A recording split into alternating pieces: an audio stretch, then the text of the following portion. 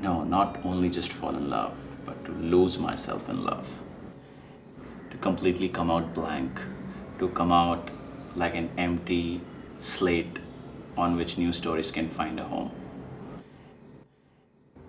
As a kid, I've always loved the story of Hanuman, and what I really liked about that story that the sun god was his teacher. And I remember fondly that I ran up to the terrace of my house and I requested the sun to be my teacher. And like all things are, I forgot this. Many years later, I ended up in Bombay. There was so much chaos in the city, and I think chaos has its own kind of possibilities. You see chaos outside, you start to see the chaos inside of you, and it has both beauty in it, it has a kind of silence also in it. But eventually, I started to crave for something else. I was very fascinated by all the stories of the sages and the saints traveling to the mountains. So I decided, okay, let me go there, find some truth, some profound meaning in life. So I decided that I'll go and climb this peak, and it was really high. The last few meters, I remember, it was extremely difficult. Each step was so difficult. It felt that you had magnets under your feet. But somehow I managed to the peak. We all managed to the peak. The sun was about to come up. You could see the oranges bursting out of the deep blue sky. For a moment, for me, all the stories I've read, all the gods, all these magical, fantastical creatures, they all sort of started to come alive in front of me in that sky. I guess your mind and heart is just working very differently when you're so far away from the ground. It opens up a different kind of vision inside you. You start to connect to every shape and form in the sky. You could see all the clouds hovering and draping the mountains.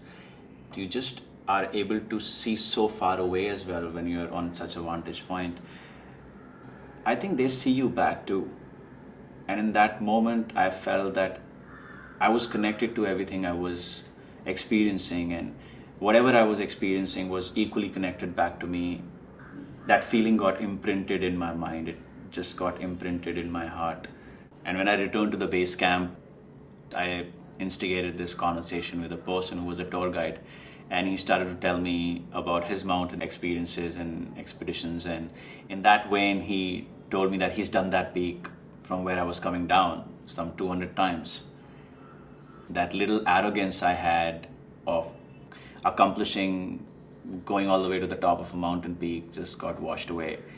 I took out my sketchbook and I showed him the sketch of Buddha which I made, and I told him that, when I was on top of the mountain, I felt, how does one go beyond this point? How does one go beyond the mountain? So I told him I drew a Buddha. By traveling within oneself, one can go beyond, the physical limitation. And he loved that. I just tore that sketch out and I gifted that to him. And in that moment, I also remembered the sun was speaking through everything around me and teaching me a very important lesson, that to be humble is to see all things as one. We are nothing but fragments of this universal love. That the limitlessness of the mountain and the chaos of the city is originating from the same love. All the stories come from there, and all the stories go back to that same flow. I looked up and the sky was exactly the same colors as it was in the morning. The only difference was that the sun was setting. But I would like to also think that there was a sun which was rising somewhere inside my heart. Maybe a sun which would never set. Maybe a sun I would leave behind.